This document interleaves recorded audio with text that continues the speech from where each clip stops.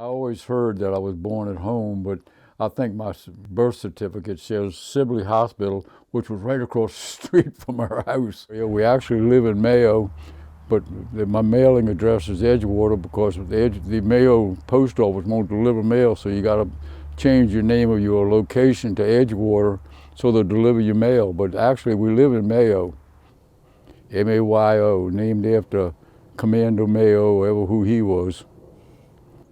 You what? You don't think you're funny? No, not in the least bit. I'm just trying to tell the truth.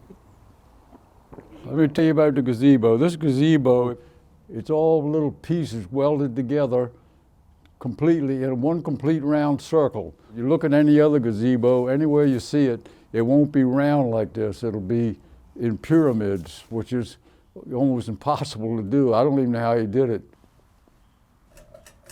That's the fan. We don't want the fan right now. There we go. And of course, there's all my little signs. Daytona's 871 miles from here. Whale's Head, our place in Nag's Head, is 290. And Mayo, which we're in, is 0. We're in Mayo. You understand that? The house is about 50, 60 years old and it's falling apart right underneath me. But it's all livable. Yeah. See the shakes I get? That's what they claim is Parkinson's, that they claim I have. But I don't think I have it. I think I got something else. I remembered a few things from 70 years ago with my mother when I was living at home. I never remember her shaking, but they claim she had St. Vitus stance. And I said, I never heard that word used since. It's some kind of a nerve type system that, like, I think I might have what my mother had. I don't have Parkinson's. I'm going to tell my doctor I got St. Vitus stance. What the hell it is. Crabs was the big thing then, and of course we used to have, like you said, watching the Redskins and eating crabs. Of course we had plenty of crabs then, because that's when I was running the crab pots, and we had all the crabs that we wanted continually. Now you try and do it, you go broke. We went a couple times there on the, of course I'd had all kinds of different boats since I've been here. And yeah, the first one there. Can we go up that way and stand on the pier? Yeah, we can if it's still livable, workable. Okay. Is the pier. And anyway, the way it is, I used to keep my little crab boat right here with my pots and run on out into the bay and whatever. And I did it for years until everybody was stealing my pots, stealing my crabs, and stealing everything else that I had out there. So I gave up the business and just started crabbing for myself and didn't get involved in putting too many pots out there because they kept stealing everything that I had. Who? Gail. Gail? Oh yeah, excuse me. Oh, she was my partner. I mean, I'd go out there and run the pots and whatever else, but she was all be on board with me. She didn't want me going out there by myself a lot, so she'd go with me all the time.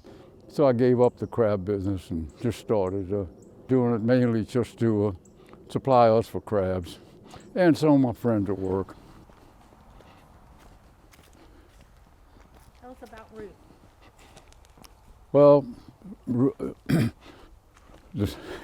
well, it started out with Ruth and Bill lived next door here, Worthington, and they were good friends of mine.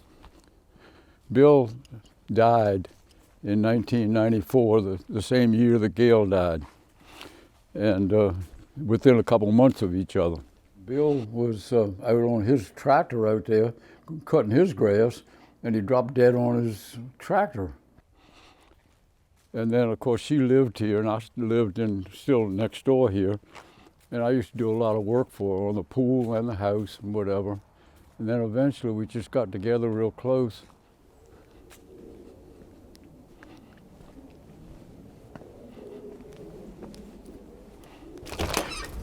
Damn it, what am I doing with my pants leg way up there? I met Gail. Actually, I went to a party one time. A friend of mine who is still alive living up in Annapolis, she invited me to a party at her family's house, and I met Gail at this party at Mary Ellen Curtin's house. I was getting out of the service right about that time, and it would have been 1955, and then of course I started dating her and whatever. In '56, we got married. In 1956, and I will have been married 60 years this coming February 11th. It was just about in 1994, she died. My house was up for sale then. I had already had everything planned. Matter of fact, I could show you, I already had a builder and had the plans for the house. I could show you the picture of the house that we were building and live in a little condo up here in Annapolis during the winter. And it was all set, it was all planned. And I said, well, hold it off until next week because she was going to get some tests done because she was having problems with the lungs. But of course she got sick and died, so that shot it all, unfortunately. But we were heading in the right direction, but we didn't make it. It's good, it's always good to make a plan and do your best in making that plan of what you have in mind to do.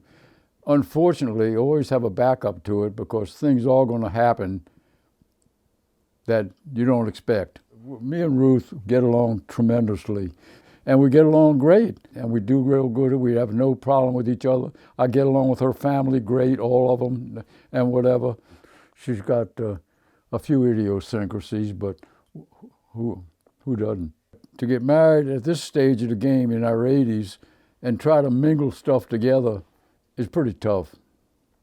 You got to use a little bit of common sense. Common sense helps a lot.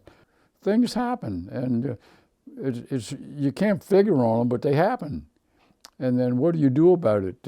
You try to recoup and do the best thing after that. Me and Ruth get along together, and I'm sure we'll probably live here together. Everybody keeps saying we'll get out of there and go somewhere else. Well, what the hell for? Is that enough?